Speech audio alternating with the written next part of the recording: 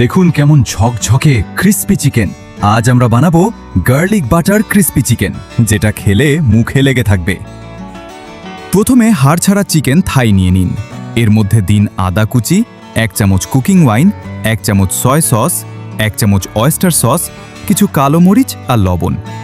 সব মিশিয়ে ভালোভাবে মাখুন।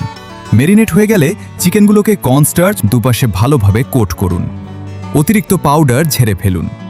এখন গরম তেলে মাঝারি আঁচে ভাজুন। এক পাশ সোনালি হলে উল্টে দিন। আরও 5 মিনিট ভাজুন। দুপাশই ক্রিস্পি হলে নামিয়ে রাখুন। একটা নতুন প্যানে নেই আঁচে বাটার গলান। এর মধ্যে দিন প্রচুর পরিমাণে রসুন কুচি, সুগন্ধি হওয়া পর্যন্ত ভাজুন। তারপর যোগ করুন 2 চামচ সয় সস, 1 চামচ অয়েস্টার সস আর 1 চামচ মধু। সব মিশিয়ে ঘন সস বানান।